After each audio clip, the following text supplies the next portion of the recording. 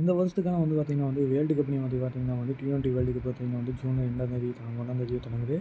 இதுக்கிடையில் வந்து பார்த்திங்கன்னா வந்து வேர்ல்டு கப்புக்கு வந்து பார்த்திங்கன்னா ஐபிஎல் முடிஞ்சோனையுமே தொடங்குறங்காட்டி வந்து பார்த்திங்கன்னா வந்து வேர்ல்டு கப்போட அடியும் பார்த்திங்கன்னா வந்து பார்த்திங்கன்னா உங்களுக்கு மே ஃபஸ்ட் வீக்குள்ளே வந்து பார்த்திங்கன்னா வந்து அனௌன்ஸ் பண்ணிக்கலாம். அதே மாதிரி வந்து பார்த்திங்கன்னா மே லாஸ்ட் மட்டும் பார்த்திங்கன்னா வந்து உங்களுக்கு வந்து பிளேயர்ஸ் ஸ்குவாடை வந்து சேஞ்ச் பண்ணிக்கிறதுக்கான ஒரு ரூல்ஸ் வந்து பார்த்திங்கன்னா வந்து ஐசிசிஐ வெளியிட்டிருக்குது.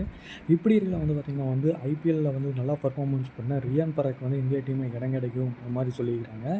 இதை தவிர வந்து பார்த்திங்கன்னா வந்து ஓப்பனிங் வந்து பார்த்திங்கன்னா வந்து விராட் கோலியுமே உங்களுக்கு பார்த்திங்கன்னா ரோஹித் சர்மா வந்து ஓப்பன் பண்ண போகிறதா வந்து பார்த்திங்கன்னா வந்து கிட்டத்தட்ட தகவல் வந்து உறுதியாக இருக்குது.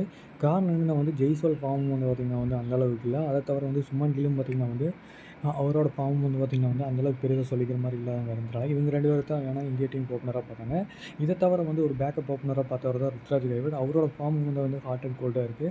அவர் நல்லா தான் ஸ்டார்ட் கொடுத்துருக்காரு. ஆனால் அவர் எடுப்பாங்களா எடுக்க மாட்டாங்களாங்கிற சில விஷயம் யோசிச்சு பார்க்கணும். அதே மாதிரி விக்கெட் கீப்பர் ஸ்டார்ட்டும் வந்து பார்த்திங்கன்னா வந்து வைல்டு ஓப்பனாக தான் இருக்குது. இதெல்லாம் வந்து பார்த்திங்கன்னா வந்து இந்த ஒரு வீக்கில் வந்து யார் நல்ல ஒரு பெஸ்ட் பெர்ஃபார்மன்ஸ் கொடுக்குறாங்களோ அவங்களுக்கே அதிக சான்ஸ் போகிறதுக்கு அதிக வாய்ப்பு இருக்குது. இப்படி இருக்கல வந்து பார்த்திங்கன்னா வந்து ரியான் பராக் வந்து பார்த்திங்கன்னா வந்து விராட் கோலிக்கு அடுத்தபடியாக வந்து லீடிங் ரன்ஸ் கோனரில் இருக்கிறங்காட்டி வந்து பார்த்திங்கன்னா வந்து விராட் கோலி ரியான் பராக் வந்து வாய்ப்பு கிடைக்கிற மாதிரி சொல்லியிருக்கிறாங்க. ரியான் பராக் அடுத்தபட்சமாக வந்து பார்த்திங்கன்னா வந்து வேறு யாருக்கு வாய்ப்பு கிடைக்கும் அப்படிங்கிற மாதிரி வந்து சொல்லியிருந்தாங்கன்னு பார்த்திங்கன்னா வந்து அஸ்தோஷ் சர்மா வந்து பார்த்திங்கன்னா வந்து பஞ்சாப் கிங்ஸ் வந்து நம்பவே ஒரு சூப்பரான ஃபினிஷ் கொடுத்துருக்காரு. ஆனால் ஃபினிஷர்னு பார்த்திங்கன்னா ரிங்கு சிங் இருக்கிறங்காட்டி வந்து பார்த்திங்கன்னா வந்து இப்போதைக்கு வந்து பார்த்திங்கன்னா வந்து ரிங்கு சிங் தான் பர்ஃபார்மன்ஸ் கொடுப்பாங்க அப்படிங்கிற மாதிரி தெரியுது. இதை தவிர வந்து பார்த்திங்கன்னா வந்து ஹர்திக் பாண்டியாவோட செலெக்ஷன் வந்து பார்த்திங்கன்னா வந்து அவர் ஐபிஎல் ஃபார்மும் வந்து பார்த்திங்கன்னா அந்தளவுக்கு நம்ம பெருசு எதிர்பார்த்த அளவுக்கு இல்லை.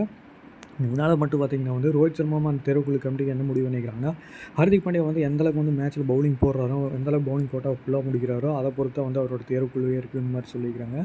இதனால் வந்து பார்த்திங்கன்னா வந்து ரோஹித் சர்மா வந்து பார்த்திங்கன்னா வந்து ஹர்திக் பாண்டியாவுக்கு வந்து பவுலிங் போட்டால் தான் வந்து பார்த்திங்கன்னா வந்து ஹர்திக் பாண்டியாவுக்கு வந்து பார்த்திங்கன்னா வந்து இந்திய டீமில் இடம் கிடைக்கிற மாதிரி சொல்லியிருக்காங்க. இதெல்லாம் வந்து பார்த்திங்கன்னா வந்து ஹர்திக் பாண்டியா வந்து நம்பவே ஒழுங்காக பர்ஃபார்மன்ஸ் பண்ணால் தான் வந்து அவருக்கு இந்தியா டீமில் வந்து இடம் கிடைக்கும் அப்படிங்கிற மாதிரி தெரியுது.